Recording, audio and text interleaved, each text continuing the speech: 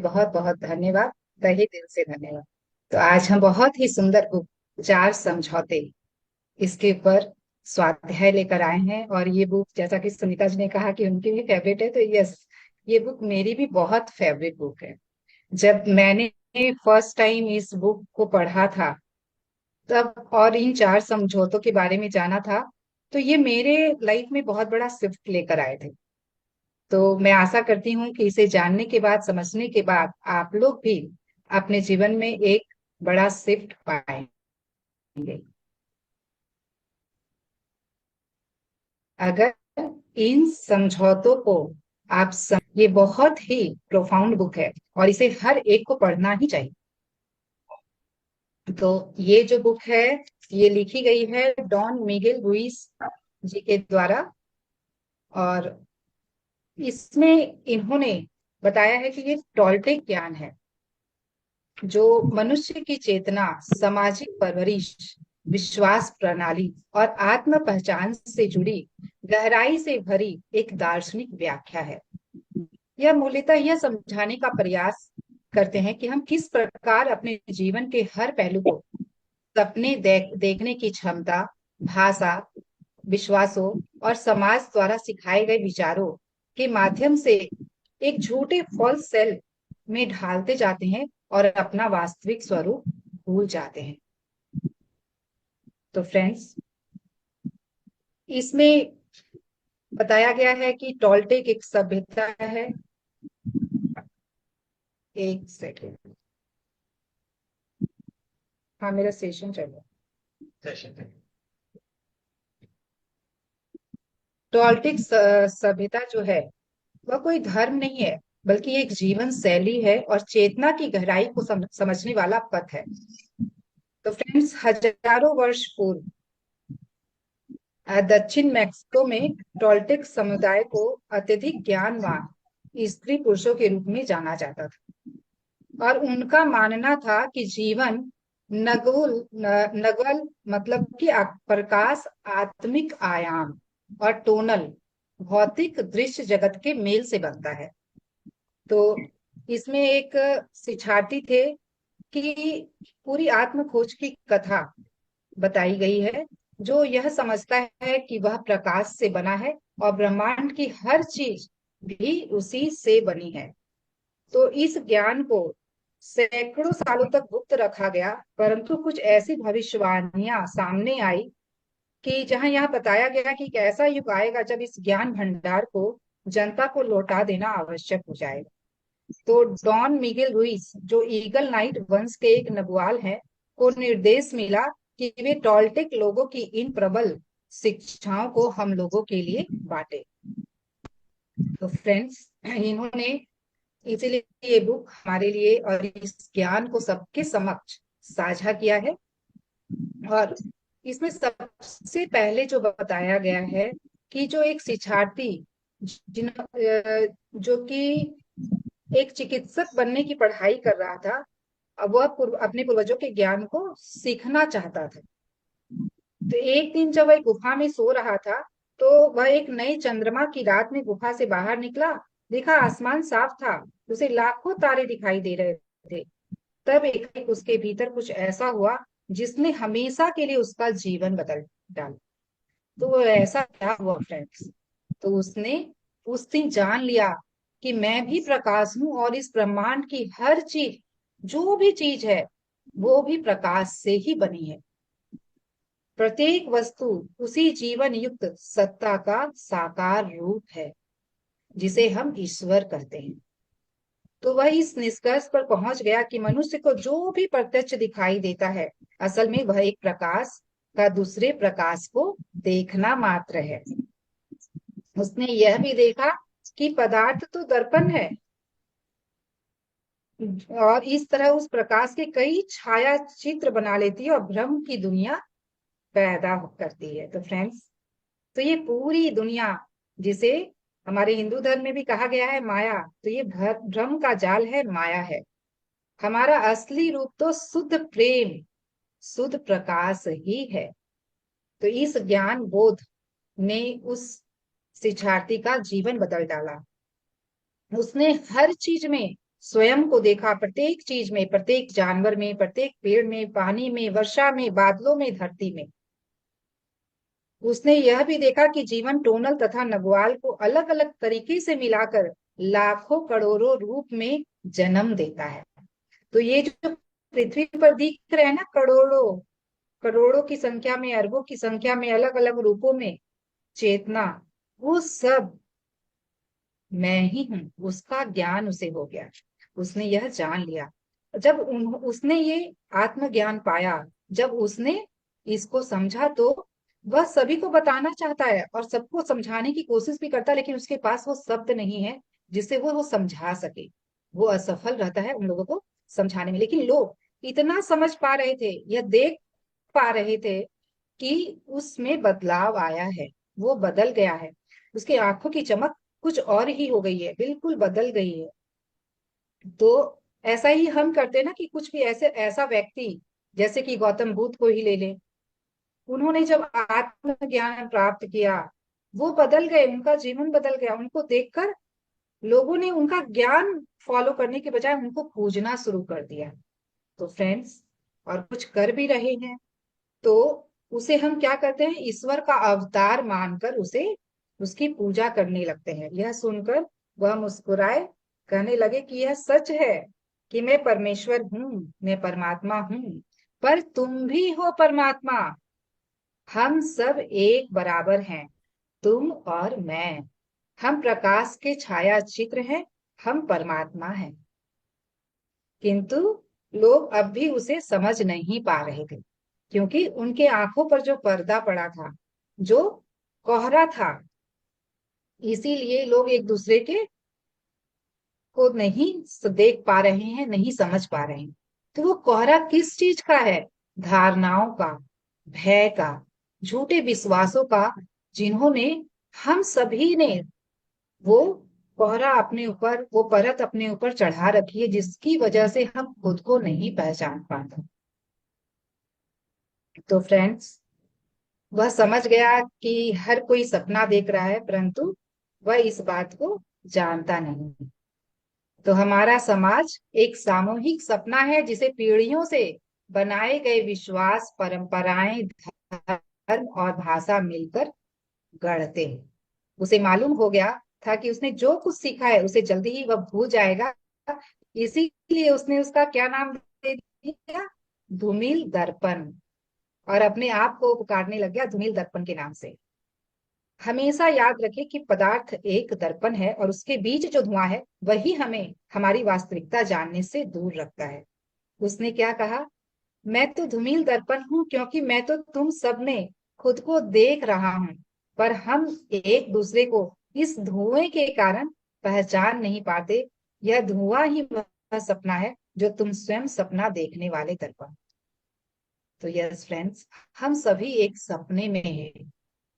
एक अभी तभी मैं हमेशा कहती हूँ कि हम सोए हैं, हमें जागने की जरूरत है। जो हम सपना देख रहे हैं, उस सपने से निकलकर अगर हम जागृत हो जाए और अपने आप को जगा ले, तब हमारा जीवन वास्तविकता में हम जिएंगे।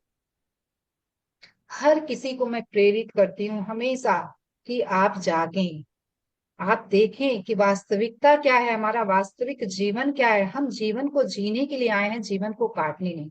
लेकिन जब इस सपने में हम जी रहे हैं, इन धारणाओं, झूठे विश्वासों के साथ हम रह रहे हैं, तो हम अपने जीवन को वास्तविक रूप में जी ही नहीं रहे। तो ये जो सामूहिक सपना है, जिसे पीढ़ियों से बनाए गए विश्वास, परंपराएं, धर्म, भाषा मिलकर गढ़ते हैं, उसे क्या है, एक बच्चा बिना विकल्प के वो हर एक विश्वास को, हर एक परंपरा को, धर्म को, भाषा को अपनाते जाता है, और धीरे धीरे वह अपने आत्म स्वरूप को खो बैठता है। तो जो हमारा मस्तिष्क, हमारा मन का मुख्य कर्म है सपना, और यह मन चौबीसों घंटे सपने ही देखता है। मस्तिष्क जागृत है तब भी यह सपना देखता है, मस्तिष्क सोया है तब भी यह देख सपना ही देखता है। फर्क सिर्फ इतना है कि मस्तिष्क के जागृत होने पर हमारे सपने का सामने एक भौतिक चौखटा होता है जिसमें हमें हर चीज रेखाबद्ध दिखाई देती है। जो सो जाने पर हमारे सामने वह चौकटा नहीं रह होता और हमारा सपना लगातार आकार बदलता रहता है। बस यही फर्क है इस मस्तिष्क जागृत अवस्था में जो सपना है वो, और जो सोए हुए हम होते हैं जो सपना देखते हैं उस सपने में। तो जब एक नया बालक जन्म लेता है, हम उसके ध्यान को आकर्षित कर उसमें उन नियमों को स्थापित करना चाहते हैं। यह बाहरी सपना माता पिता, स्कूल, धर्म के द्वारा हमें सपना देखने का तरीका सिखाता है। तो फ्रेंड्स, जितनी भी बिलीफ्स हैं, जितनी भी मान्यताएं धारणाएं हैं, वो हमारे बचपन में ही हमारे में इंड्यूस कर दी जाती है, हमारे अंदर ठूस दी जाती है। बार बार दोहरा दोहरा कर हमें वो सिखाया जाता है। हमने क्या सीखा, कैसे समाज में व्यवहार करना है, किस पर विश्वास करना है, किस पर नहीं करना है, क्या स्वीकार करना है, क्या नहीं करना है, क्या अच्छा है क्या बुरा है, क्या सुंदर है क्या कुरूप है, क्या ठीक है क्या गलत है। बिना जाने सब कुछ को जो बताया पेरेंट ने, जो बताया टीचर्स ने, सब कुछ को सच मानते हुए बस हमने धारण कर लिया। हो सकता है कि वो गलत भी हो, इस पर विचार करने की जरूरत है। तो बचपन में हमें वह अवसर ही नहीं मिलता कि हम अपनी धारणाओं या मान्यताओं का खुद चुनाव करें। हमें तो अन्य लोगों ने जो जानकारी इस ग्रह के सपने के संबंध में दी, हमने उसे अपनी रजामंदी जाहिर की। बस इतना ही था। बचपन में इसी तरह हमने सब कुछ सीखा। बच्चे वह सब मान लेते हैं जो बड़े कहते हैं, उन्हें फिल्टर करना नहीं आता, वो झट से राजी हो जाते हैं। हमारी आस्था इतनी प्रबल होती है कि हमारा यह बिलीफ सिस्टम जो है हमारे अपने जीवन के सपने को नियंत्रित करने लगता है। देखिए, यहाँ पर जब एक बच्चा बड़ा हो रहा है तो उसका बिलीफ सिस्टम जो जो कायम हो चुका है, जो उसने धारण कर लिया है, वह इतना स्ट्रांग हो जाता है कि अब उसे अब बाहरी तौर पर और किसी की जरूरत ही नहीं है। वो अपने इस जीवन के सपने को खुद ही कंट्रोल करने लग जाता है, उसी विश्वास के आधार पर सारे फैसले लेने लग जाता है। तो फ्रेंड्स, इस प्रक्रिया से मनुष्यों का परिवारीकरण होता है। और एक बात इसमें और भी है कि जब भी हम नियमों के विरुद्ध गए, जब भी हमने कभी किन्हीं की बात नहीं मानी, तो हमें दंड दिया गया। और जब हमने नियमों का पालन किया तो हमें पुरस्कार दिया गया। तब तब क्या बिलीफ बना हमारा कि पुरस्कार मिलने पर सभी को भाई अच्छा लगता है, इसलिए हम वही करते चले गए। कि भाई जब हम उनकी बात मानेंगे, जब हम उनके नियमों के अनुसार चलेंगे तो हमें पुरस्कार मिलेगा, हमें बड़ाई मिलेगी, हमें अच्छा कहा जाएगा। ये हमारा इनाम होता था।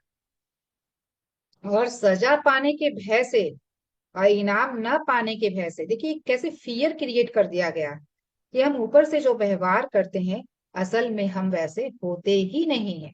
हम सिर्फ यह कोशिश करते हैं कि सब लोग खुश रहें और दूसरों के सामने हम अच्छे बने रहें। हम माता पिता को खुश रखना चाहते हैं, हम स्कूल में अपने शिक्षकों को खुश रखना चाहते थे, हम चर्च में पादरी खुश रखना चाहते थे, मंदिर में पंडित को खुश रखना चाहते थे। इस प्रयास में हम अभिनय करने में लगते हैं, हम खुद को ऐसा दिखाने की कोशिश करते हैं कि हम वास्तव में है नहीं, क्योंकि हमें डर होता है कि कोई हमें अस्वीकार न कर दे, हमें कोई नेग्लेक्ट ना कर दे। इस डर से, अस्वीकृति के डर से, हम सब कुछ को हमेशा मानते चले जाते हैं और हमेशा दूसरों को खुश रखने की कोशिश में कि उसे बुरा ना लग जाए, खुद को भी पीड़ा पहुंचाते हैं। तो फ्रेंड्स, इस तरीके से हम माता पिता, समाज व धर्म की मान्यताओं की कॉपी बन जाते हैं। तो यह परिवारीकरण जो हमारा इतना सशक्त होता है कि एक बिंदु तक पहुंचते पहुंचते हमें किसी ऐसे व्यक्ति की जरूरत ही नहीं रह जाती है। बाहरी रूप से हमें ना माता पिता की जरूरत रहती है, ना हमें किसी टीचर की जरूरत होती है, ना किसी धर्म की जरूरत होती है, हम खुद पर खुद स्व प्रशिक्षित जानवर हो जाते हैं। हमारे विश्वास तंत्र में इतने नियम जमा हो जाते हैं कि हम खुद को उसी के अनुरूप चलाने लगते। तो फ्रेंड्स, हम अपने जीवन में झांक कर देखें कि क्या यह सच है, वास्तव में हम उसी तरीके से अपने जीवन को नहीं चला रहे। तो हमारा विश्वास तंत्र भी एक ऐसी कानूनों की किताब है जिसके द्वारा हमारे निजी सपने चलते हैं। मनुष्य ही एक ऐसा प्राणी है धरती पर जो एक अपराध की सजा हजारों बार भुगत। देखिए, हमारी जो ये विश्वास प्रणाली है, हमारा जो ये भय है, जो ये आत्म अन्वेषण है, उसकी वजह से हम एक गलती की सजा हजारों बार भुगतते हैं। हमारी स्मृति बहुत सशक्त है। हर हम एक बार गलती करते हैं और खुद ही निर्णय लेते हैं, और हर बार खुद को कसूरवार पाते हैं और खुद को सजा देते हैं। तो फ्रेंड्स, इसी तरीके से हम खुद को तो सजा देते ही हैं, साथ में हम अपने नियर एंड डियर वंस के साथ भी वैसा ही करते हैं। चाहे हमारा जीवन साथी हो, बच्चे हो, हमारे माता पिता हो, उनकी एक भूल की कितनी बार सजा देते हैं, जितनी बार उस गलती की बात याद आती, हम उन्हें गलत ठहराते हैं और इस न्याय के प्रति सारा भावनात्मक जहर उड़ेल देते हैं। उन्हें उसी भूल के लिए बार बार दंडित होना पड़ता है। तो इस तरीके से यह क्या हो रहा है, एक लूप में चल रहा है। हम अपने बच्चों के साथ कर रहे हैं, बच्चे हमारे साथ कर रहे हैं, बच्चे अपने बच्चों के साथ कर रहे हैं। तो इस तरीके से पीढ़ी बाय पीढ़ी ये चलता आ रहा है और अभी भी चल रहा है। तो हमें इसे बदलने की जरूरत है या नहीं है, एक बार सोच कर देखें। तो इस तरीके से पूरे ग्रह के सपने को देखें तो मनुष्यों का दुखी होना, डर के साए में रहना और भावनात्मक नाटक करते रहना बहुत सामान्य सी बात है। तो यदि हम मनुष्य समाज की ओर देखें तो रहने लायक कोई जगह ही नहीं मिलेगी, क्योंकि हर जगह डर का साम्राज्य है, दुख व्याप्त है, क्रोध, प्रतिशोध, बुरी आदतें, सड़कों पर हिंसा, जबरदस्त अन्याय का साम्राज्य है। तो फ्रेंड्स, समस्त मानव सत्य, न्याय और सौंदर्य की खोज में है। हर कोई चाह रहा है कि मेरे जीवन में सुख आए, मेरे जीवन में शांति आए। हर कोई इस भय से भाग रहा है। हर कोई चाहता है कि मुझे न्याय मिले, मैं सही हूं, अपने आप को प्रूफ करना चाहता है। क्योंकि हम अपने मन में जमा किए हुए झूठों पर ही विश्वास रखते हैं। हम न्याय की तलाश में इसीलिए रहते हैं क्योंकि हमारा विश्वास तंत्र वहां कहीं न्याय है ही नहीं। हम सौंदर्य के लिए इसलिए तलाश करते हैं क्योंकि हम चाहे कितनी भी सुंदर हो, हमें कोई फर्क नहीं पड़ता। हम मानते हैं कि वह व्यक्ति सुंदर है। हम मानते ही नहीं है कि वह व्यक्ति सुंदर है, हम बस ढूंढते ही रहते हैं, जबकि सब कुछ पहले से ही हमारे अंदर मौजूद है। अगर हम ये जान लें तो क्या फिर हम इस बात को तलाश करेंगे? क्या हम चाहेंगे न्याय? जब हम जान लें कि मैं क्या हूं, मैं कौन हूं, मेरा वास्तविक स्वरूप क्या है, तो फिर हमें तलाश की जरूरत होगी? तो बिल्कुल भी नहीं फ्रेंड्स। तो इस सत्य को देखने के लिए हमारे पास आंखें नहीं, इसीलिए हम अपने सत्य स्वरूप को देख ही नहीं पा रहे। झूठे विश्वासों ने अंधा बना रखा है हमें, जो हमारे मन में बैठ चुके हैं। और ये सब कुछ भ्रम है, सब कुछ माया है। तो फ्रेंड्स, इस परिवारीकरण की इस प्रक्रिया में हम अपने मन में आदर्श की एक तस्वीर बना लेते हैं, जैसे बोलते ना, एक रोल मॉडल, कि भाई हमें उसके जैसा होना है। और ये जानते ही नहीं कि सबके अंदर एक इंडिविजुअलिटी है, सब के अंदर एक अलग पहचान है, अलग टैलेंट है, अलग क्वालिटी है। तो उसको तो हम देखते ही नहीं, बस हम उसको फॉलो करने लग जाते हैं कि भाई उसने ये कर सफलता पाई तो मैं भी वैसा ही करूंगा, तब मैं सफल हो पाऊंगा, मैं भी उसके जैसा होना चाहता हूँ। हो सकता है आपके लिए सचिन तेंदुलकर, जो क्रिकेट खेलते हैं उसके लिए सचिन तेंदुलकर, महेंद्र धोनी, क्या है, उनके आदर्श बन जाते हैं, और वो चाहते हैं कि वो उनके जैसा बने। तो वो देखने लग जाते हैं कि वो किस तरीके से क्या क्या करके उन्होंने सफलता पाई, और वो उसी तरीकों को अपनाने लग जाते हैं। और उसके बाद उन्हें जब सफलता नहीं मिलती, तब क्या होता है, कितना गिल्ट, कितनी आत्म अपराध बोध से वो भर जाते हैं कि मैंने मैंने मुझे मैं सफल नहीं रहा, मतलब कि मैं लायक ही नहीं हूँ, मैं बिल्कुल बेवकूफ हूँ, मैं बुद्धू हूँ, मैं बहुत कम हूँ, I am not good and. ये सारी मान्यताएं हमारे अंदर हम खुद ही बना लेते हैं। ये जानने की कोशिश ही नहीं करते कि हमारा कुछ और तरीका हो सकता है, हम कुछ और तरीके से उस सफलता को पा सकते हैं। सब क्योंकि हम सब एक जैसे नहीं हैं। इस भौतिक स्तर पर सब अलग अलग कुछ क्वालिटी के साथ आए। तो जब हम इस आदर्श को नहीं पाते और खुद को ही रिजेक्ट कर देते हैं, तो फ्रेंड्स यह सेल्फ रिजेक्शन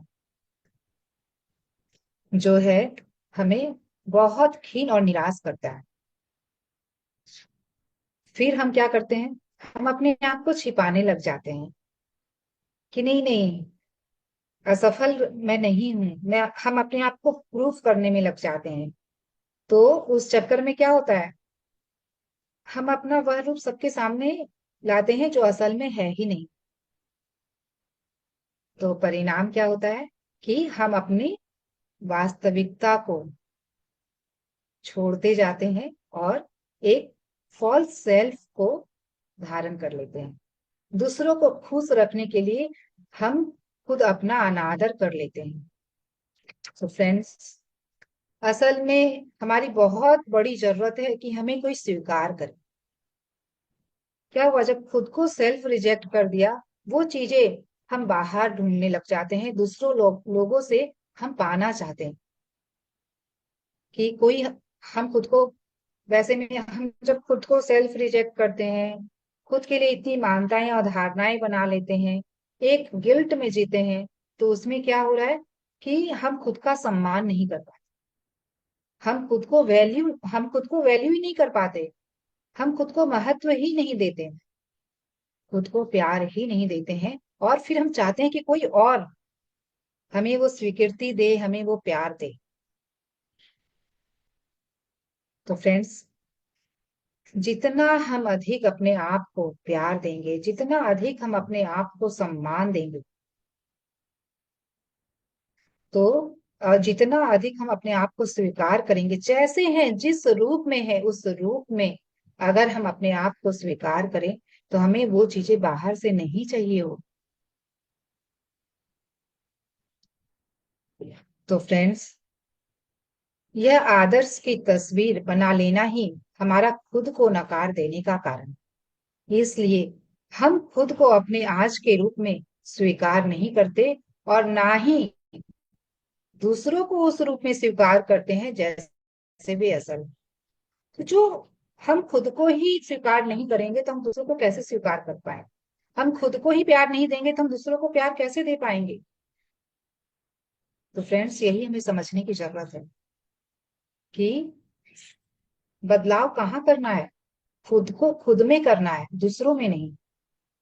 जब हम खुद को बदलेंगे, खुद का दृष्टिकोण बदलेंगे, तभी हम इस दुनिया को भी बदलने की ताकत रखते हैं। तो फ्रेंड्स, अपने अन्य हमने अपने जीवन के सपने, ईश्वर, समाज, अपने माता पिता, अपने जीवन साथी, अपने बच्चों, सभी के साथ हजारों समझौते कर लिए हैं, बहुत से समझौते हैं, और उन्हीं की वजह से हम दुखी होते हैं और जीवन में विफल भी होते हैं। इसकी खास वजह यही है फ्रेंड्स कि हम खुशनुमा जीवन जीना चाहते हैं और संतुष्ट रहना चाहते हैं, तो हमें उन सभी समझौतों को तोड़ने का साहस जुटाना होगा, हमें अपने पुराने विश्वासों को चुनौती देने का साहस करना होगा। तभी हम अपने जीवन को खुशनुमा जीवन। लेकिन दुख की बात तो यह है कि हम अपनी सारी ताकत पहले तो इन समझौतों को बनाने में, फिर उन्हें बनाए रखने में खर्च कर देते हैं।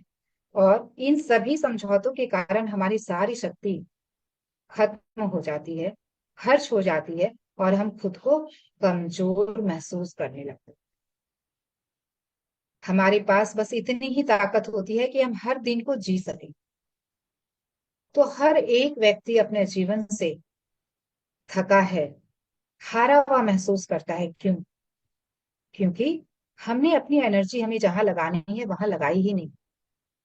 क्योंकि अधिकांश शक्ति तो हमने उन समझौतों को निभाने में लगा दी है, उसी को निभाते जा रहे हैं अपने पुराने बिलीफ सिस्टम से, अपने बिलीफ पैटर्न से।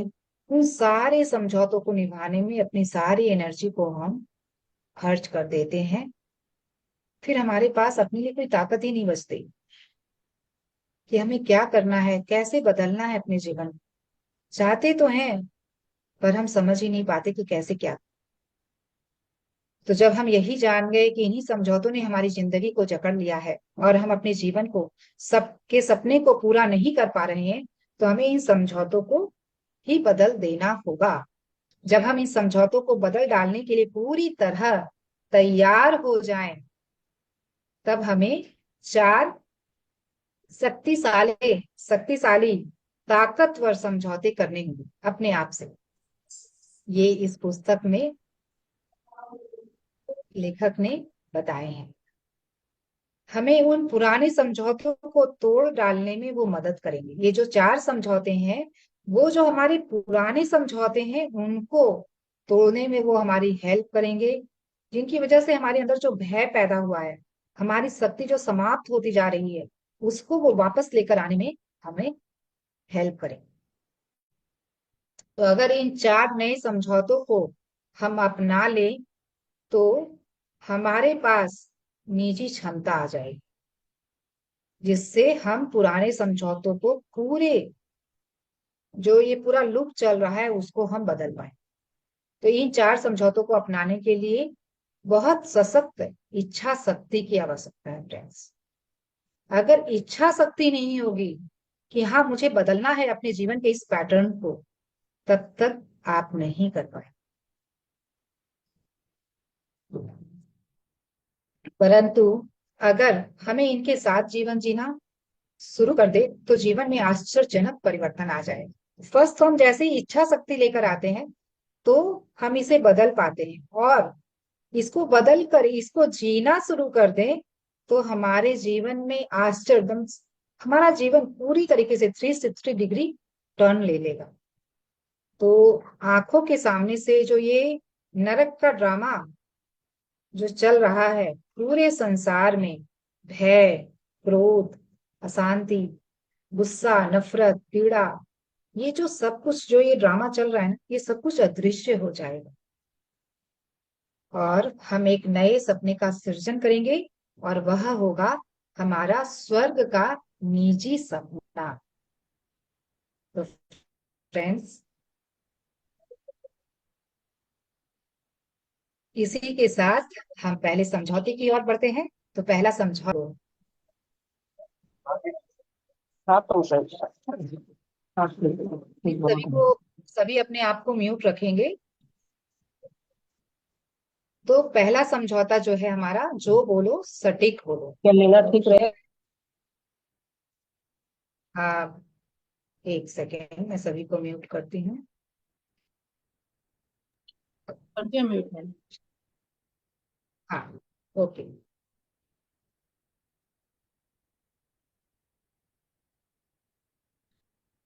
तो फ्रेंड्स, एक सेकेंड। तो यह जो हम लोगों ने अभी तक समझा है, तो यह हमें यह समझने की प्रेरणा देता है कि हमने जो भय और दोष के आधार पर बने सपने को सच मान लिया है, वह एक भ्रम भ्रम है। और हमें अपने अपने पुराने जो विश्वास है, पुराने जो बिलीफ सिस्टम है, उसको चुनौती देने का साहस करना है, और अपने आप को स्वीकार करना है हम जैसे हैं, जिस रूप में है उस रूप में फुल्ली, ऐसा नहीं कि थोड़ा स्वीकार किया और थोड़ा नहीं। और ध्यान के जरिए हम अपने सत्य स्वरूप को पुनः पहचान सकते हैं। तो फ्रेंड्स, ये चारों समझौते इसमें हमारी बहुत हेल्प करते हैं। तो जो पहला सपना है कि जो बोलो सटीक बोलो, अपने शब्दों के साथ निष्पाप रहो।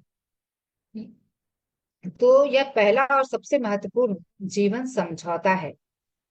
और इसका मतलब है आपके शब्दों में कोई पाप या बुराई ना हो। आप जो भी बोले वह सच्चाई और अच्छाई पर आधारित हो, ना कि नफरत, डर या ईर्ष्या पर। क्योंकि हमारे शब्दों में बहुत शक्ति होती है फ्रेंड्स। इस बात को हमें समझना है कि हमारे शब्द बहुत पावरफुल होते हैं। शब्द केवल कोई ध्वनि या लिखित प्रतीक नहीं है। शब्द एक रचनात्मक शक्ति है। शब्दों से आप खुद को ऊपर उठा सकते हैं या गिरा सकते हैं। आपकी सोच, सपने, विश्वास सब शब्दों के जरिए आकार लेते हैं। और यही वास्तविकता है फ्रेंड्स, कि हमारी सोच, हमारी शब्द, हमारे शब्दों से ही क्या है, हमारी सोच, सपने और विश्वास बन रहे हैं। और उसी से ये हमारा संसार बन रहा है। जो हमारा निजी संसार है वो बन रहा है, वो आकार ले रहा है। जिसके लिए हम दूसरों को ब्लेम करते हैं, ऐसा कंप्लेन में रहते हैं, कोई और है ही नहीं आपके जीवन को बनाने में। We create our own reality. हम अपनी रियलिटी को रचते हैं अपने शब्दों के माध्यम से, अपनी सोच के माध्यम से, अपने विश्वास के माध्यम से। तो शब्दों के दो पहलू हैं। एक होते हैं सकारात्मक शब्द, जो कि प्रेम, समझ और विश्वास फैलाते हैं। और एक होते हैं नकारात्मक शब्द, जो कि भय, नफरत और विनाश की ओर लेकर जाते हैं। तो हमें चूज करना है कि हमें कैसे शब्दों के साथ रहना है, हमें कैसे शब्दों को यूज करना है। क्या हमें अपने जीवन में प्रेम चाहिए? क्या हमें अपने जीवन में शांति चाहिए? हमें अपने जीवन में आनंद चाहिए? तो हमें कैसे शब्दों के साथ रहने की जरूरत है? सकारात्मक शब्द। लेकिन अनअवेयरली, देखिए ये हमारा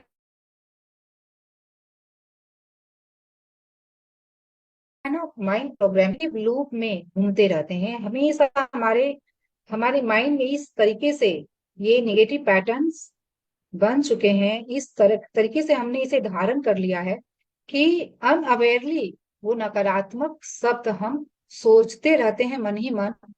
हम अपने आप से भी जो टॉक करते हैं ना, सेल्फ टॉक, वो भी आप देखें कि वो ज्यादातर नेगेटिव पैटर्न होता है उसमें।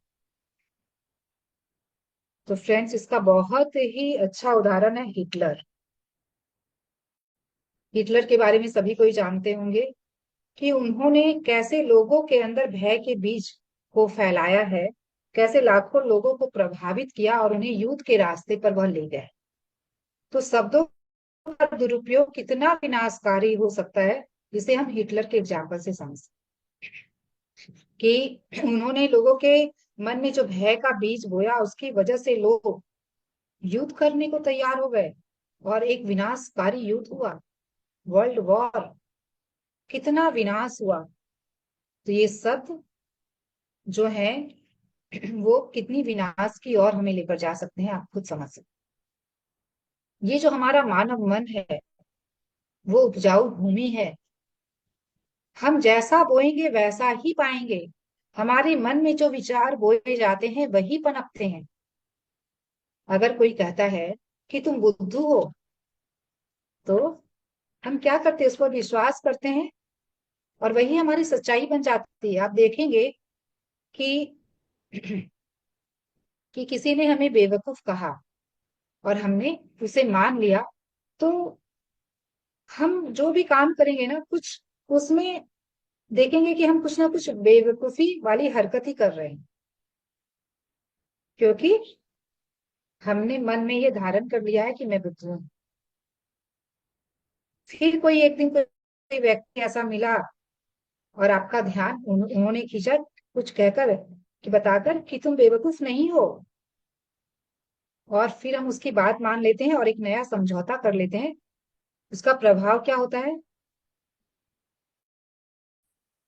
कि अब ना तो हमें लगता है कि हम बेवकूफ हैं, और ना ही बाहर वाले को लगता है, ना ही हम वैसा व्यवहार करते हैं, ना ही वैसा बर्ताव करते हैं। देखिए कितना, जैसे ही माइंड में हम अपने लिए जैसा सोचते हैं वैसा ही वो होने लगता है।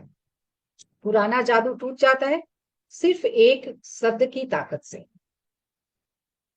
तो इससे हम समझ सकते हैं फ्रेंड्स कि हमें यूं ही हर बात पर कोई भी, अरे तुम तो बहुत मोटे हो, तुम तो अच्छी नहीं दिखती हो, तो उसे, जब हम अपने आप को खुद जान लें, हम अपने आप पर विश्वास करें कि मैं क्या हूं और मैं क्या नहीं हूं, मैं जानती हूँ, तो मुझे किसी और के प्रूफ की जरूरत होगी? अगर उसने कह भी दिया तो भी क्या हम उसे विश्वास कर लेंगे और अपने आप को मानने लग जाएंगे वैसा? तो ये जो गपसप, जो गॉसिपिंग है ना, ये मानसिक वायरस है। तो जो ये गॉसिपिंग, जो दूसरों की राय हमारे अंदर बिठा देता है बिना सोचे समझे। एक, एक टीचर के बारे में सुनी गई गपशप आपके अनुभव को प्रभावित कर सकती है, चाहे वह सच्चाई से परे हो। किसी फ्रेंड ने आपको कह दिया कि वो टीचर तो अच्छा नहीं पढ़ाता है। आप फिर हर आप उसकी हर बातों में गलतियां ढूंढने लग जाते हैं। वो जो भी पढ़ा रहा है, आप उसकी उसकी पढ़ाई पर ना ध्यान देकर उसकी गलतियों को ढूंढने में लग जाते हैं कि टीचर ठीक अच्छा नहीं है, वो अच्छा नहीं पढ़ाता है, तो जो पढ़ा रहा है उसमें कुछ ना कुछ गलती तो जरूर होगी। और ऐसा सबके साथ हुआ होगा फ्रेंड्स, आप अपने जीवन में पीछे जाकर देंगे, हमने ऐसा किया है। निष्पाप शब्द का अर्थ, निष्पाप, निष्पाप शब्द का अर्थ क्या है? पाप से रहित, यानी कि अपने असली स्वरूप के खिलाफ ना जाना, अपने विरोध में ना जाना। जब आप खुद को झूठे या नीचा समझते हैं, तुलना करते हैं या दूसरों को दोष देते हैं, तो आप पाप कर रहे होते हैं। इसीलिए बोलते हैं ना कि no complain, no blame, no judgement, no comparison, no assumption, no justification.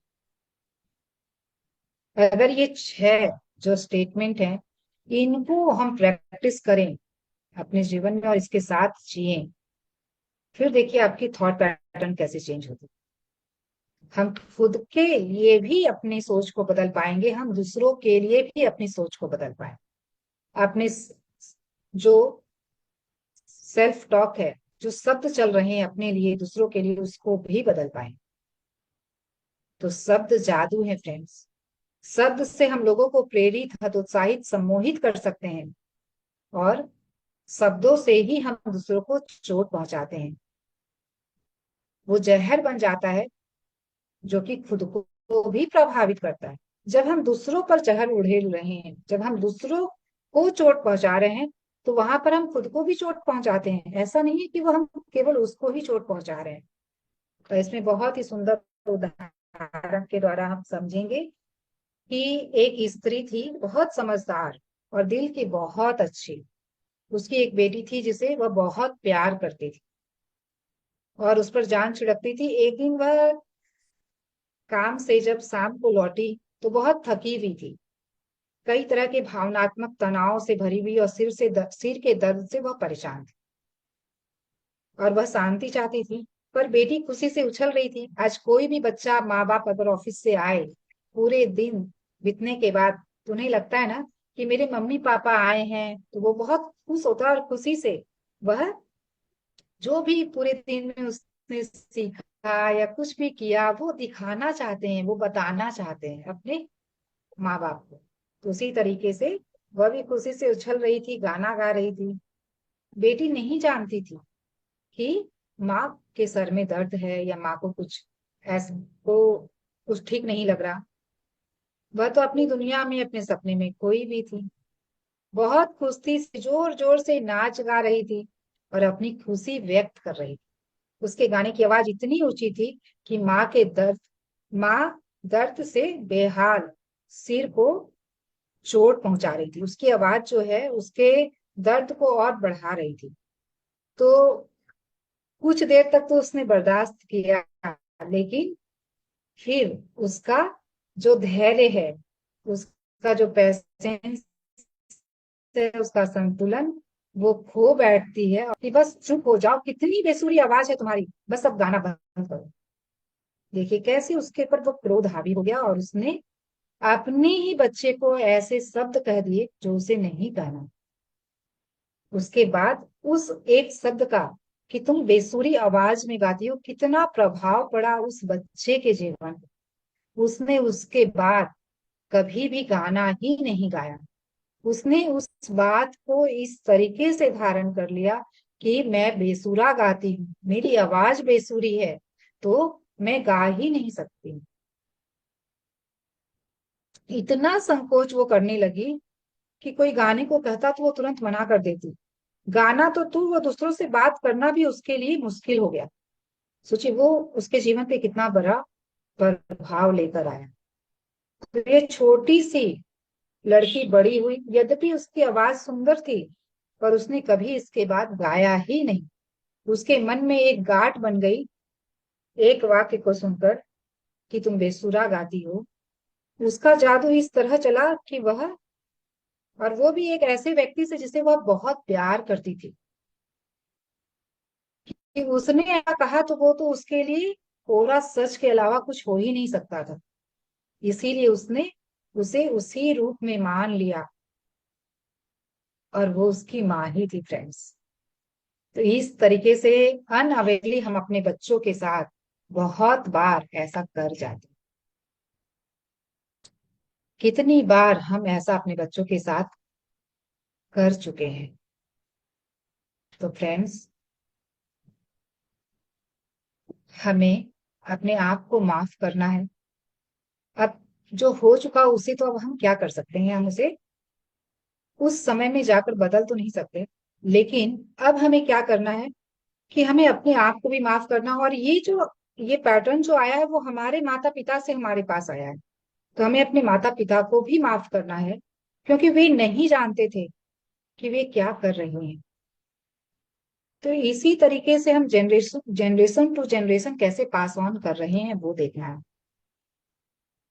किस तरीके से हम अपना जहर अपने बच्चों को, और बच्चे अपना जहर अपने बच्चे को generation to generation pass on कर रहे हैं। तो इस समझौते का, इस जो लेशन का जो सार है, कि हम जो बोलते हैं वह केवल ध्वनि नहीं होती है, वह भविष्य का बीज होता है। अगर आप अपने शब्दों में प्रेम, सत्य और सम्मान रखें, तो आप न केवल अपने जीवन को बल्कि दूसरे के जीवन को भी संवार सकते हैं। तो फ्रेंड्स, इतनी ताकत है हमारे शब्दों में, और ये हमारे आपसी सम्मान, संबंधों में हारमनी लेकर आए। ये समझौता इतना पावरफुल है फ्रेंड्स। तो जो अगले 3 समझौते हैं ना, ये हमारे पहले समझौते से ही इनका जन्म हुआ है। तो दूसरा समझौता क्या है, कि किसी भी बात को व्यक्तिगत, जो भी कुछ कहते या करते हैं, वह उनके खुद के विचार, अनुभव, भावनाओं और दृष्टिकोण पर आधारित होता है, न कि आपके बारे में कोई निश्चित सच्चाई। कोई आपकी सच्चाई कैसे व्यक्त कर सकता है? आप क्या हैं, कौन है, कैसे हैं, क्या भावनाएं हैं आपकी, क्या विचार हैं आपके, क्या अनुभव है, कोई और कैसे व्यक्त कर सकता है? क्यों हम उसे सच्चाई मानकर उसे यूं ही अपना लेते हैं? क्यों हम अब उसको इतना पर्सनली ले लेते हैं? किसी ने कुछ कहा, हम उसे उसे डायरेक्टली बिल्कुल पर्सनल ले लेते हैं। किसी ने कहा अरे तुम मोटे हो, तो हम मान लेते हैं ना कि हम मोटे हैं। तो आदमी अपनी भावनाओं और विश्वासों और अपनी सहमति के हिसाब से चल रहा है। तो अगर हम इसे खुद पर लेते हैं तो इसका मतलब हुआ कि जहर हमने ले लिया और अब वह हमारा हो गया। अगर आप नहीं ले तो वो आपका नहीं है, लेकिन आपने ले लिया तो वो आपका हो गया। अगर कोई आपको बुरा कहता है तो वह क्या है, वह केवल अपना जहर बाहर निकाल रहा है, क्योंकि वो सारे अनुभव उसके हैं। जो वो आपके लिए बोल रहा है, वो खुद को, अपने आप को वो वैसा ही मानता है। वो उसी रूप में अपने आप को पहचानता है। इसीलिए वो जहर आपको वो दे रहा है, इसीलिए वो बातें आपको वो कह रहा है। आप तब तक प्रभावी होते जब तक आप उस जहर को स्वीकार नहीं करते। अगर आपने उसको पर्सनली नहीं लिया तो वो उसका जहर उसके तक ही रह जाता है। उसकी बातें ही रह जाती है, उसकी बनकर रह जाती है। लेकिन जैसे ही हमने उसे मान लिया, जैसे ही हमने उसे स्वीकार कर लिया, क्या हुआ, वो जहर हमारा हो गया। तो फ्रेंड्स, अगर हम इसे व्यक्तिगत रूप से नहीं लेते तो हम नरक में रहकर भी उससे अछूते रहते हैं। तो इस समझौते का यही उपहार होगा कि हम नरक में रहकर भी जहर से अप्रभावित रहेंगे, अगर हम इस समझौते को अपने जीवन में लेकर आएंगे।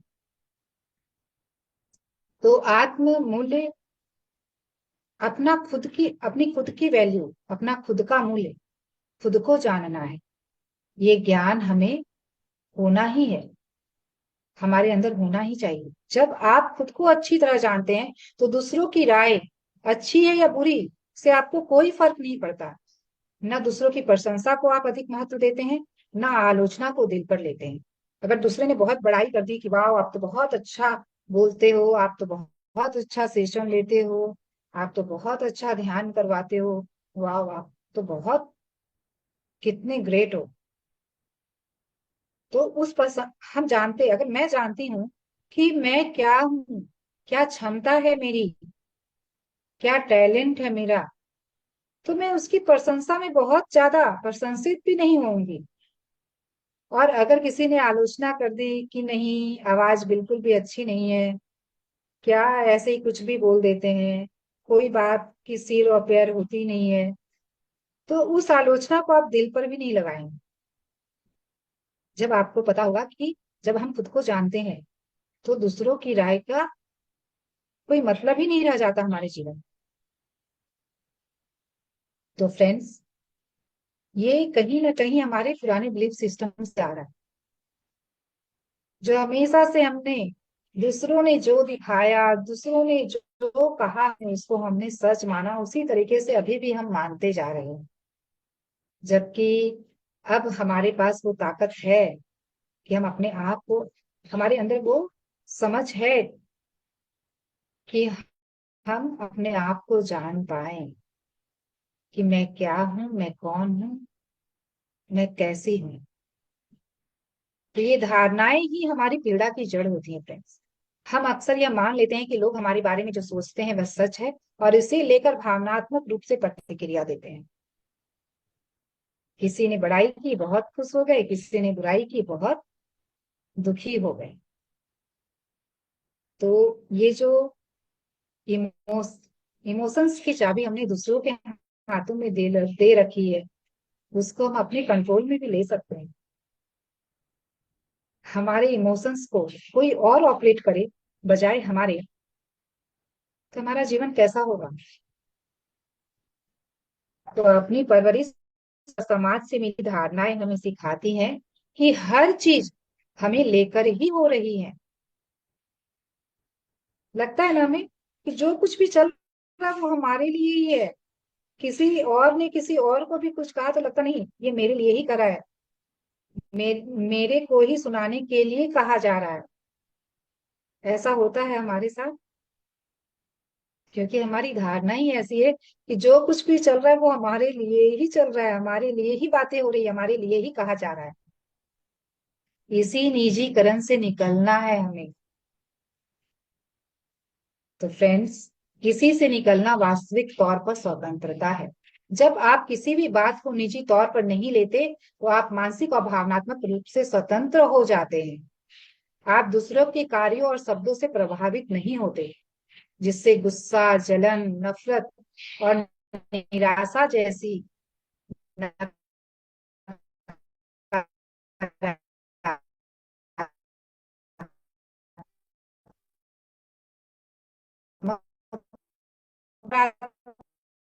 भावनाओं से दूर, किसी भी बात को हम पर्सनली नहीं लें, तभी हम इस इन भावनाओं से, इन नेगेटिव इमोशन से हम दूर रह पाए।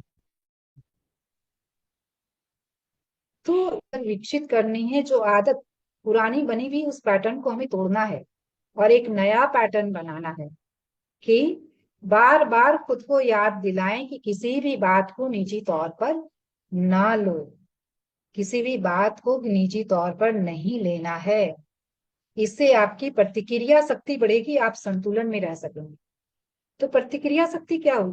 जो हम हर छोटी छोटी बातों पर तुरंत रिएक्ट कर जाते हैं। किसी ने दो शब्द भले बुरे कहे, तुरंत हमारे मुंह से भी बदले में कुछ भले बुरे शब्द निकल जाते। तो फ्रेंड्स, रिएक्शन नहीं देखकर हमें रेस्पॉन्स करना है, एक बैलेंस में रहना है। जब हमारे इमोशंस में बैलेंस आएगा, तो हमारे शब्दों में भी बैलेंस आएगा, हमारे रेस्पॉन्स में भी बैलेंस आएगा। हम हर सिचुएशन में रिएक्ट नहीं करके रेस्पॉन्स कर पाएंगे। तो ये जो हर सिचुएशन के बीच में, जो भी हमारे जीवन में कोई भी सिचुएशन घटती है, वहां पर एक चॉइस पॉइंट हमें मिलती है कि हम रिएक्ट करें या रेस्पॉन्स करें। तो उसी चॉइस पॉइंट के प्रति हमें अवेयर होना है, हमारे अंदर वो अवेयरनेस हमें लेकर आनी है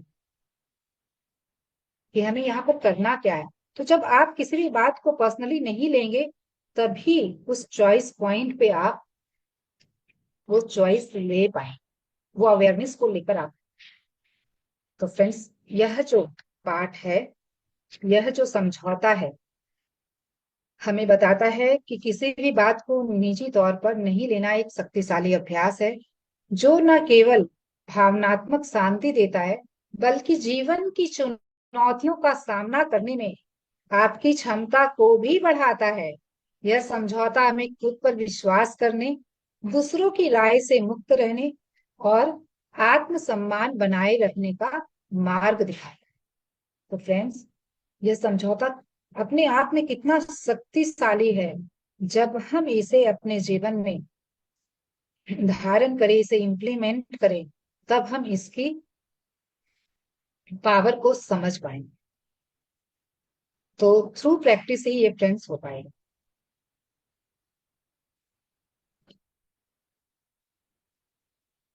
तो हमारा जो तीसरा समझौता जो है, जो डॉन मिगुएल बिर्जिन ने दिया है कि पहले से धारणाएं ना बनाए।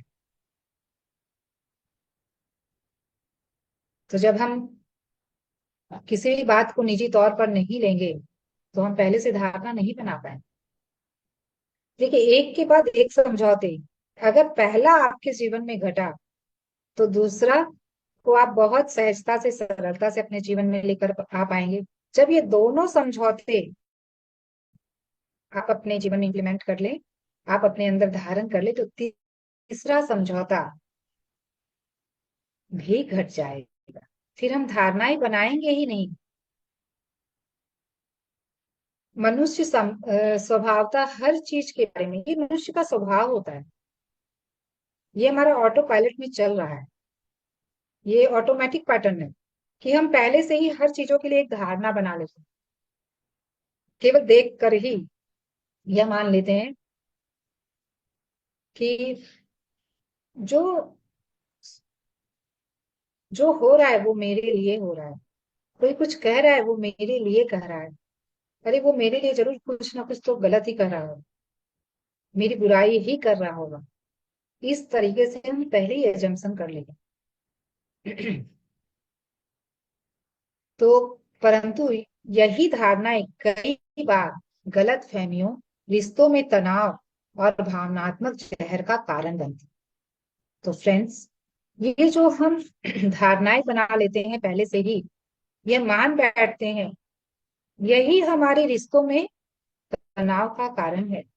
यही हमारे रिश्तों में हार्मोनी की को आने नहीं देते, मिसअंडरस्टैंडिंग को पैदा करते हैं। तो धारणा बनाने की प्रक्रिया क्या है? हम बिना पूछे मान लेते हैं कि सामने वाला क्या सोच रहा है। कोई कुछ कहे या ना कहे, हम अपनी ओर से मतलब निकाल लेते हैं। प्रश्न पूछने की बजाय खुद ही निष्कर्ष निकाल लेते हैं। देखिए, अपने आप को चेक करें कि ऐसा हम करते हैं। ऐसा हम करते भी हैं और फिर हम बोलते हैं, नहीं नहीं ऐसा नहीं है, मैं ऐसा नहीं करती हूँ। बाद में हम ये भी कह देते हैं। तो अवेयरनेस के साथ देखें कि क्या इसी पैटर्न में चल रही है मेरी धारणाएं। क्या इसी पैटर्न में बार बार मैं धारणाएं बना रही हूँ?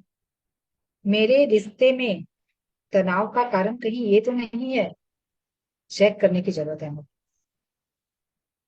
तो इसको भी हम एक एग्जाम्पल से समझते हैं कि एक युवक जो है, एक लड़की को, जैसे किसी मॉल में एक युवक घूम रहा है, लड़की भी घूम रही है। उस लड़की ने पीछे घूम कर देखा और उस युवक ने क्या सोचा कि वो मुझे पसंद करती है, जबकि सच्चाई कुछ और होती है।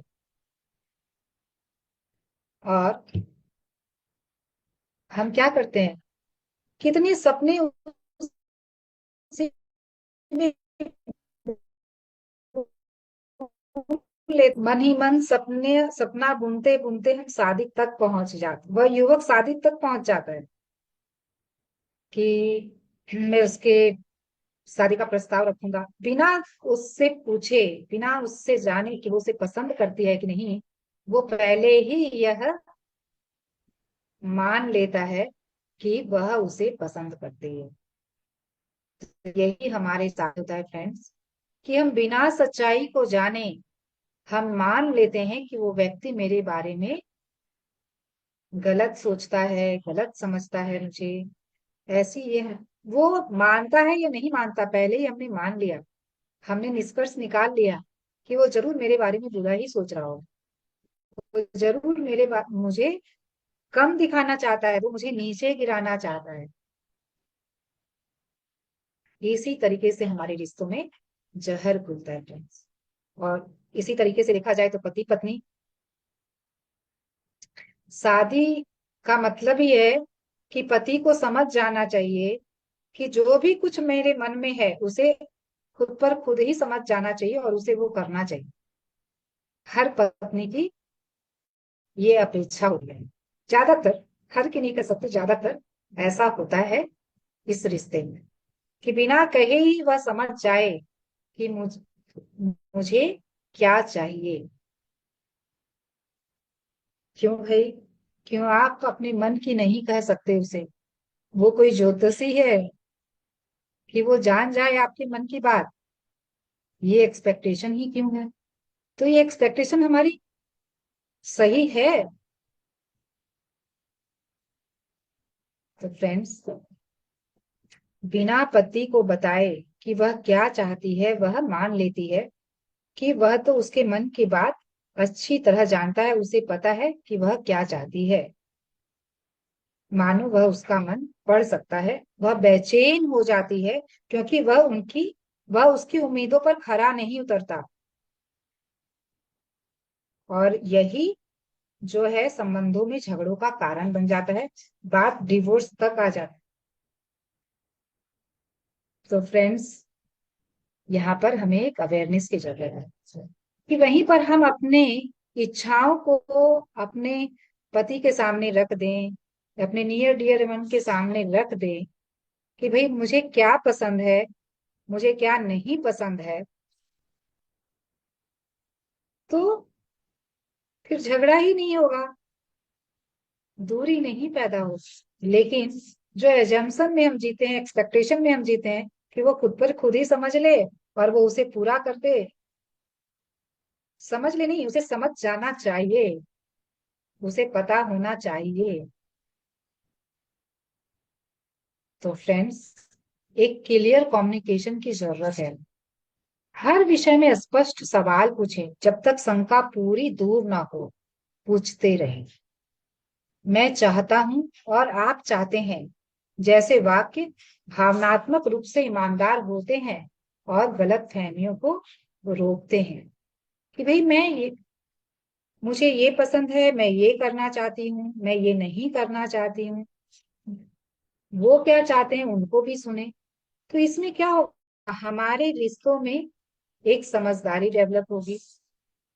हम भावनात्मक रूप से बहुत ऑनेस्ट रहेंगे अपने रिश्तों में, और जो भी मिसअंडरस्टैंडिंग क्रिएट होती है वो नहीं। तो और साथ ही में फ्रेंड्स, जो हम प्यार का वास्ता देकर सोचते हैं ना कि भाई वो अगर मेरी भावनाओं को नहीं समझता मतलब कि वो सच्चा प्यार नहीं करता। तो वास्तविकता में सच्चे प्यार का जो अर्थ होता है कि अन्य लोगों को उसी रूप में स्वीकार करना जैसे वे हैं। हमें उन्हें बदलने की जरूरत नहीं है। अगर हम उन्हें बदलना चाहते हैं तो इसका अर्थ यह है कि हम उन्हें पसंद नहीं करते। तो ये जो हमारे माइंड में जो डेफिनेशन है ना सच्चे प्यार की, क्या वास्तविकता में वो सही है?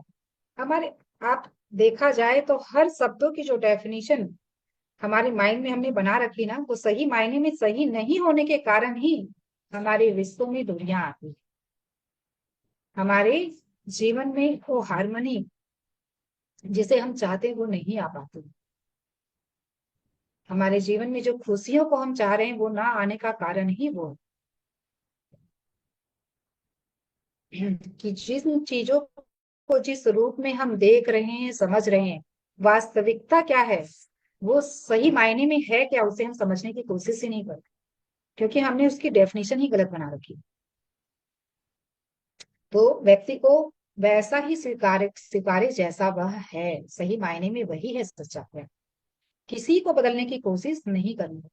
प्रेम तभी सच्चा होता है जब आप बिना शर्त स्वीकार करने पर आधारित हो। और यही मानसिक शांति का मार्ग है फ्रेंड्स। बिना धारणा के जीवन से तनाव, भ्रम और झूठ कम हो जाते हैं। अगर हम ये धारणाएं ना बनाए ना, तो हमारे जीवन में जो ये तनाव है, जो ये भ्रम का पर्दा लगा हुआ है, वो सब कुछ खुद पर खुद हटता चला जाएगा। शब्दों का सकारात्मक और सच्चा प्रयोग करके आप अपने जीवन को सुखद और स्पष्ट बना सकते हैं। तो जितने हम सकारात्मक हों, जितने हम स्पष्ट हों, उतना ही जीवन हमारा सुखद है। तो इसके लिए हमें क्या करने की जरूरत है? हमें इसके लिए प्रैक्टिस करने की जरूरत है और अपने अंदर अवेयरनेस लाने की जरूरत है। यह तो थोड़ा कठिन है, क्योंकि हम वर्षों से विपरीत अभ्यास करते आए हैं। वर्षों से हमने जो प्रैक्टिस करनी थी वो नहीं करके उसके अपोजिट उस कुछ अलग तरीके से हमने उसको प्रैक्टिस की है। रॉन्ग वे में हमने प्रैक्टिस की है। तो उसको बदलने में थोड़ी तो कठिनाई होगी। इफ यू वांट, अगर मन में चाह सच्ची हो तो आप सब कुछ को बदल सकते हैं। सजगता और बार बार प्रयास से यह आपकी आदत बन सकता है।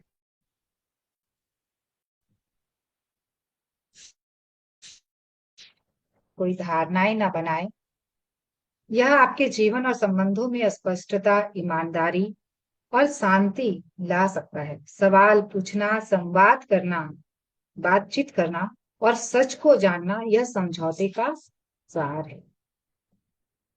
इसी चीज को, ये चीजें कहीं ना कहीं कम्युनिकेशन, एक दो लोगों के बीच सही कम्युनिकेशन नहीं होने की वजह से ही हमारे रिश्तों में इतनी दूरियां आती जा रही। तो ये समझौता यही बता रहा है कि जो है उसे उसी रूप में व्यक्त करें, एक्सप्रेस करें, अपने आप को कम्युनिकेट करें।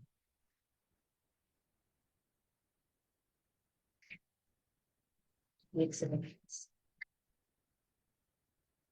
तो फ्रेंड्स, अब हम चलते हैं चौथे समझौते की ओर, जो कि है हमेशा अपना सर्वश्रेष्ठ दो, हमेशा अपनी ओर से सर्वश्रेष्ठ कार्य करना है। इसका मतलब है कि किसी भी परिस्थिति में आप जो भी कार्य करें उसमें अपनी संपूर्ण क्षमता और ईमानदारी लगाएं, न कम न ज्यादा। तो फ्रेंड्स, ये जो पिछले 3 समझौते हैं, वो यह समझौता उनको मजबूत करता है। यह चौथा समझौता, पहले के जो 3 समझौते, शब्दों के साथ निष्पाप रहना, किसी बात को व्यक्तिगत न लेना और अनुमान न लगाना, को अस्थायी रूप से व्यवहार में लाने में सहायक बनता है। तो फ्रेंड्स, किसी भी परिस्थिति में आप पूरी सामर्थ्य के मुताबिक काम करना है, न कम न ज्यादा। और हमेशा याद रखें कि हमें हमें अपना सर्वश्रेष्ठ देना है। हो सकता है कि भाई हर पल परिवर्तनशील है, हर दिन एक जैसा नहीं होता, हर मोमेंट एक जैसा नहीं होता, हर परिस्थिति एक जैसी नहीं होती है। तो आपका सर्वश्रेष्ठ भी उन परिस्थितियों के हिसाब से, उन मोमेंट्स के हिसाब से बदलता रहता है। तो वहां पर हो सकता है कि आप किसी सुबह उठे बहुत तरोताजा हैं, बहुत ऊर्जान्वित महसूस कर रहे हैं, अपने आप को बहुत एनर्जाइज महसूस कर रहे हैं, तो आप निश्चित तौर पे बहुत अच्छा अपना बेस्ट दे पाएंगे। लेकिन जब रात की बात करें, पूरे दिन के बीतने के बाद आप थक जाते हैं, आपका मूड अच्छा नहीं होता है, तो क्या होता है कि हम जो दिन के शुरुआत में जो हम अपना बेस्ट दे, वो बेस्ट वैसा बेस्ट नहीं दे पाते। तो वहां पर हमें क्या करना है, हमें अपने आप को तुलना नहीं करना, कंपेयर नहीं करना है कि भाई मैं सुबह की थी तब तो बहुत अच्छा कर पाई, अब रात में कर रही तो मैं उतने अच्छे से नहीं कर पाई। वो आपके दिन का बेस्ट था, ये आपके रात का बेस्ट। तो थकान, मूड, स्वास्थ्य, परिस्थितियों के अनुसार हमारा जो सर्वश्रेष्ठ हर दिन अलग हो सकता है। लेकिन ईमानदारी से हम प्रयास करते रहें तो हम अपना बेस्ट देते चले जाएंगे। हमें परिणाम की अपेक्षा नहीं रखनी है कि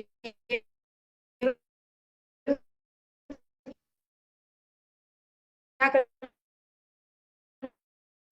और पूरे मन से करना है। मैंने ये काम किया तो बदले में मुझे बिल्कुल बिना किसी स्वार्थ के, निस्वार्थ भाव से करे, जो भी कर रहे हैं अपना बेस्ट दें। अरे भाई, वो ज्यादा कुछ नहीं देने वाला है, इसीलिए ठीक है, जैसे भी करना है बस कर देते, ऐसा सोच के नहीं करते। जब आप मजबूरी में कोई कार्य करते हैं तो आप अपनी असली प्रवृत्ति से दूर हो जाते हैं। होता है ना कई बार फैमिली में, भाई मन नहीं है करने का, लेकिन भाई बड़े ने कह दिया तो बस करना तो पड़ेगा ही। तो जो मजबूरी में, मन में एक मजबूरी सी है कि भाई करना पड़ेगा इसीलिए कर रही हूँ, तो वहां पर आप अपना बेस्ट नहीं दे पाते। लेकिन जब आप मन से करते हैं तो उसी कार्य में आप अपना बेस्ट दे पाते। तो फ्रेंड्स, हर कार्य एक धार्मिक प्रक्रिया है। जैसे मंदिर में पूजा करते हैं, वैसे ही नहाना, खाना, बोलना, सब कुछ अगर जागरूकता और समर्पण से किया जाए तो वह भी आध्यात्मिक बन जाता है। और कई बार ऐसा भी होता है कि हम किसी कार्य कर रहे हैं, उसमें हम अनसक्सेसफुल होते हैं, असफल रह जाते हैं। तो वहां पर भी क्या करना है हमें, हमें गिव अप नहीं करना, हमें बार बार प्रयास करना जारी रखना है। तो यदि हम किसी समझौते को पूरी तरीके से नहीं कर पाते, तो उस परिस्थिति में हम क्या करते हैं, खुद को दोषी मानने लग जाते हैं, अपने आप को कम समझने लग जाते हैं। नहीं, वहां पर हमें फिर से एक नई शुरुआत करनी है। कि ठीक है, जैसे कि थॉमस अल्वा एडिशन, जिन्होंने बल्ब का आविष्कार किया, तो फ्रेंड्स उन्होंने 9,999 बार कोशिश की, तब जाके उन्होंने 10,000 बार बार बार वाला जो उनका प्रयास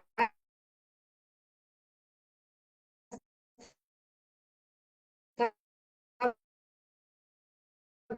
वो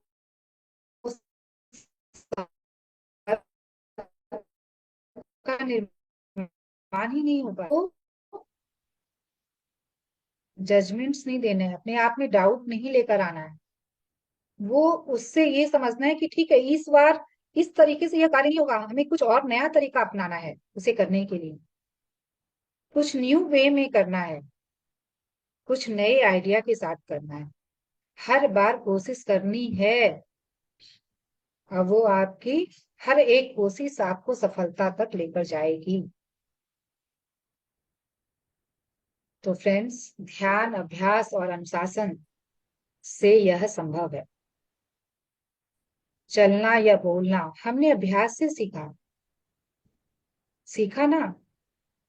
एक बार में ही हम बोलना नहीं सीख गए थे, एक बार में ही हम चलना नहीं सीख गए थे। कितनी बार हम गिरे हैं चलने के पहले। क्या हमने कोशिश छोड़ दी थी कि मैं गिर गई तो मैं चल नहीं पाऊंगी? अगर हमने कोशिश छोड़ दी होती तो क्या हम चलना सीख पाते?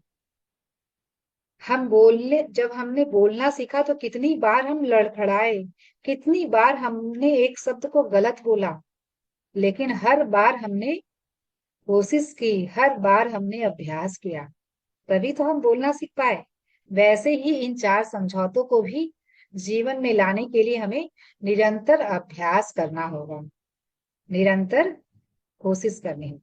तो इस पूरे बुक की जो प्रेरणा है, इन जो अभ्यास बताए गए हैं उनकी जो प्रेरणा है, वह है जीवन में सच्ची स्वतंत्रता और खुशी इस बात में है कि हम बिना पछतावे, बिना किसी रिग्रेट के, बिना किसी गिल्ट के जी सके, अपने मन और शरीर के साथ प्रेम और सम्मान का संबंध विकसित कर सके, क्योंकि यह स्वयं ईश्वर से जुड़ने का माध्यम है, यह शरीर हमारा। और हम क्या कर रहे हैं? हम खुद को ही सेल्फ क्रिटिसाइज कर रहे हैं, हम खुद पर ही सेल्फ डाउट कर रहे हैं, हम खुद को ही कम आंक रहे हैं, हम खुद को ही प्यार नहीं दे रहे हैं, हम खुद को ही सम्मान नहीं दे रहे, हम खुद को ही वैल्यू नहीं दे रहे। ये शरीर ही तो वो माध्यम है जो हमें अपनी आत्मा से जोड़ता है। तो वर्तमान में जीना बिना अतीत या भविष्य की चिंता किए, यही असली जीवन है फ्रेंड्स। जो कि हमारा ह्यूमन माइंड ज्यादातर पास्ट या फ्यूचर में रहता है। तो इस पास्ट और फ्यूचर से हमें अपने आप को वर्तमान में लेकर आना है। अगर हम अपने जीवन को वर्तमान में जिए तो ये दुख, ये पछतावा, ये अपराध बोध कुछ भी नहीं रहेगा। तो हमेशा अपनी ओर से सर्वश्रेष्ठ कार्य करना न केवल एक आदत है, बल्कि यह एक आध्यात्मिक अभ्यास भी है। इससे व्यक्ति जीवन में शांति, स्पष्टता और सेल्फ एक्सेप्टेंस, निरंतर अभ्यास से यह आसान हो जाता है और अंततः जीवन पूरी तरह बदल सकता है। तो हम हर कोई चाह रहे हैं अपने जीवन को बदलना, तो इसमें ये चार समझौते हमें बहुत हेल्प करने वाले हैं फ्रेंड्स, अगर हम इसे अपने जीवन में उतार लेते हैं। तो यह जो ये 4 एग्रीमेंट, ये चार समझौते जो कि टॉल्टेक विजडम पर आधारित हैं, यह लेख हमारे सेल्फ अवेकनिंग, मेंटल फ्रीडम, जो सोशल बाउंडिंग है, सोशल कंडीशनिंग है, से मुक्ति की दिशा में एक प्रेरणात्मक मार्गदर्शन देता है। बहुत इंस्पिरेशन है, बहुत इंस्पायरिंग है, बहुत इंस्पायरिंग गाइडेंस हमें ये दी जा रही है कि हम मेंटली फ्री हो सकते हैं, हम अपने आप को अवेक कर सकते हैं, हम अपने आप को जगा सकते हैं। जो ये बिलीफ के पर्दे लगे हैं हमारे आंखों पर, उसे हम तोड़ सकते हैं, वास्तविक स्वतंत्रता को पा सकते हैं। तो वास्तविक स्वतंत्रता है क्या? केवल एक स्वतंत्र देश में रहना ही वास्तविक स्वतंत्रता नहीं है। असली स्वतंत्रता तब होती है जब हम अपने भीतरी स्वरूप को बिना डर सामाजिक दबाव के व्यक्त कर पाते हैं। बचपन की सहजता और आनंद को फिर से अपनाने की आवश्यकता है। एक परजीवी की तरह हम अपने जीवन को जो जी रहे हैं, परजीवी शब्द मानसिक बंधनों का रूपक है, जैसे कि नकारात्मक विश्वास, तुलना करने की आदत, दूसरों को दोष देना। तो यह परजीवी हमारी ऊर्जा को निगलते हैं और हमें अपनी सच्ची पहचान से दूर करते हैं। तो फ्रेंड्स, टॉल्टेक दर्शन के 3 स्तंभ हैं। एक है सजगता, यह जानना कि हम बंधनों में हैं और हमें मुक्त होना है।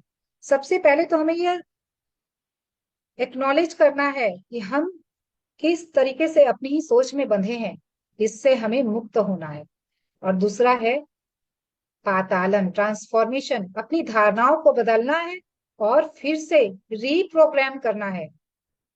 इरादा, इंटेंशन, जीवन की दिशा के प्रति स्पष्टता और संकल्प, ये क्लैरिटी लेकर आना है कि मुझे अपना जीवन कैसा जीना है, मैं कैसा जीवन जीना चाहती हूँ, और उसे उसका संकल्प लेना है कि मैं वो जीवन पाकर रहूंगी। उसके लिए मुझे क्या क्या करना है वो मैं करूंगी, ये संकल्प। तो 4 समझौते क्या है इस लेख में, आ, इस पुस्तक में जो बताए गए हैं कि अपने शब्दों में ईमानदार और शुद्ध रहें, किसी भी बात को व्यक्तिगत ना लें, किसी भी बात की पूर्व धारणा न बनाएं, हमेशा अपनी श्रेष्ठतम कोशिश करें। तो फ्रेंड्स, इन 4 समझौतों को अभ्यास के द्वारा अपने जीवन में लेकर हमें आना है और अपने बचपन की मासूमियत की ओर लौटना है। बच्चे की तरह इस जीवन को जीना है, पूरे वल्नरेबल होकर, बिना अतीत के बोझ और भविष्य की चिंता के। यही असली स्वतंत्रता है। तो यह पुस्तक जो है हमें आत्मनिरीक्षण के लिए प्रेरित कर रही है। हम जो जीवन जी रहे हैं वह हमारे असली स्वरूप से कितना मेल खाता है, ये सवाल अपने आप से पूछना है। क्या आप चाहेंगे कि मैं इस पुस्तक पर आधारित एक सरल व्यवहारिक मार्गदर्शिका जो हमें बताई गई है अपने दैनिक जीवन में लागू करूं?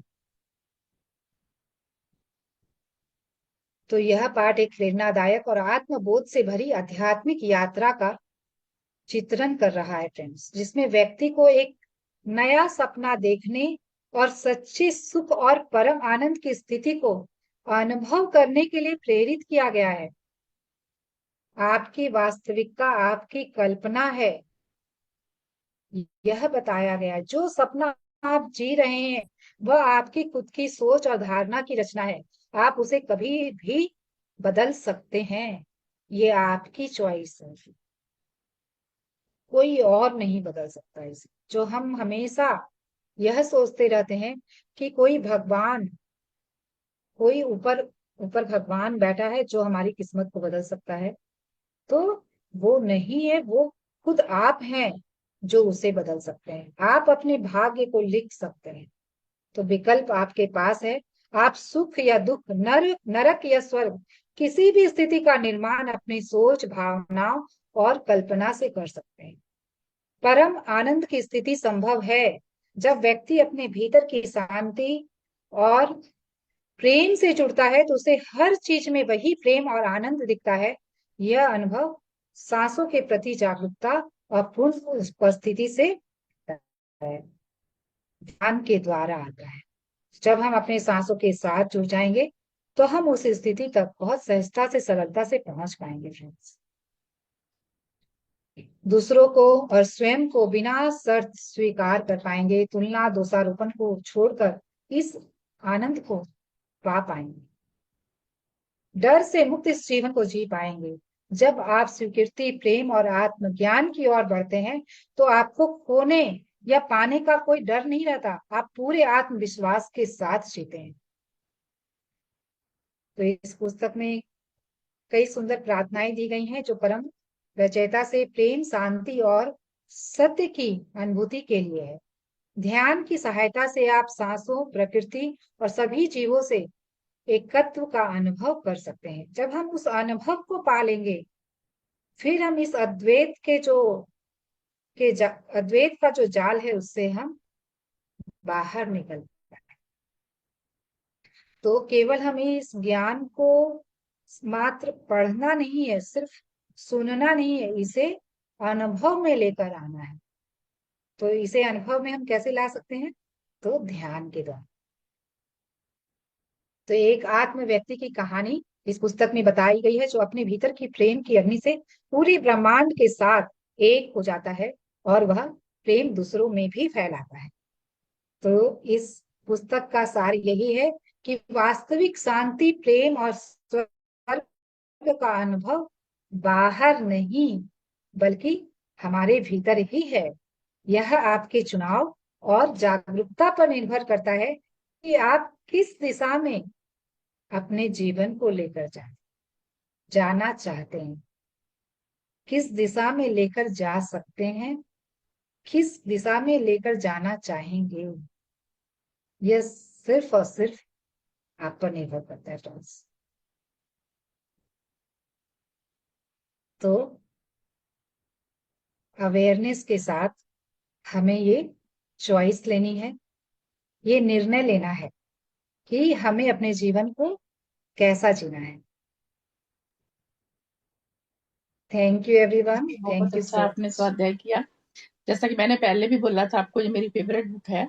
और इसके 4 एग्रीमेंट, चारों एग्रीमेंट जो है वो सिर्फ एक स्पिरिचुअल बंदे के लिए नहीं, एक आम आदमी व्यक्ति के लिए भी बहुत जरूरी है ना। कि जरूरी नहीं है जो आपको सिखाया गया, जो आपने देखा, जो आप उनके बड़े हुए वो सही है ना। आप कभी भी अपनी जिंदगी की दिशा पलट सकते हो। अपने इस तरीके से देखना शुरू करो, सजगता लाना शुरू करो। और इसके 4 जितने भी एग्रीमेंट है, be impeccable with your word, don't take anything personally, don't make assumptions, dare to ask questions, always do your best. हम लोग क्वेश्चन पूछने से डरते हैं ना, इसीलिए हम लोग अंदाजा लगाते रहते हैं।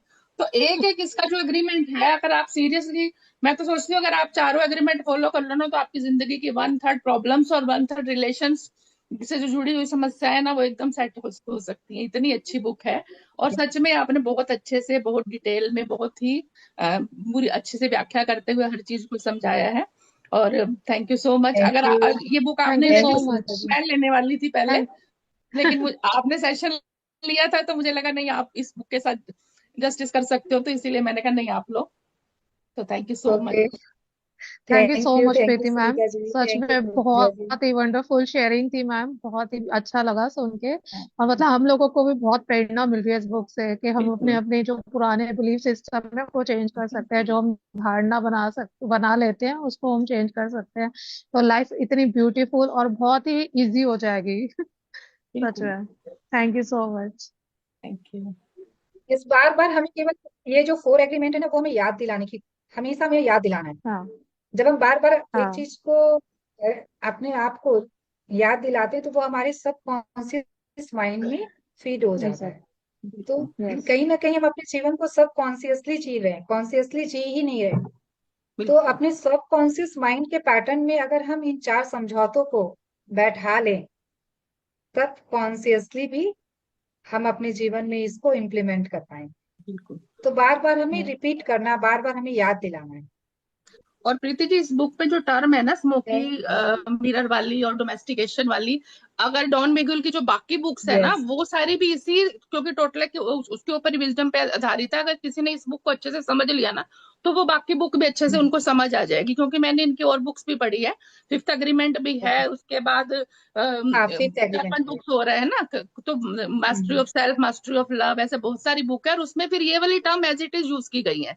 तो अगर कोई इस बुक में जो आपने बोल रही है ना, ये वाली टर्म को अच्छे से समझ जाए, तो उसको वो बुक्स में भी इजी हो जाएगा पढ़ने के लिए।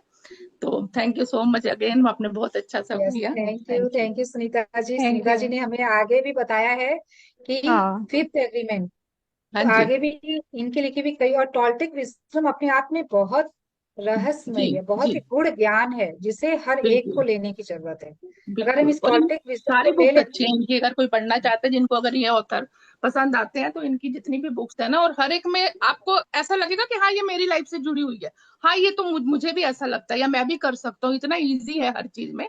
और बहुत हाँ, अच्छी बहुत बुक्स हैं इनकी बाकी भी। बहुत सरलता से इन्होंने दिया है, बहुत हाँ जी, हाँ इजी जी, वे यस में यस, हमें बताया है। बहुत, बिल्कुल। हिंदी ये नहीं मैम, अगर आप इंग्लिश की भी पढ़ो, इतनी इजी इंग्लिश है इसकी, कोई भी पढ़ सकता है, बहुत ही इजी यस, मतलब लिखा हुआ है मैंने इसमें। पढ़ा है, इंग्लिश में हाँ ही जी, पढ़ा है। जी जी। तो यस, चलिए, थैंक यू इसके साथ ही एवरीवन। हम आज तो का फिर अपना सत्र यहाँ पे समाप्त करते हैं।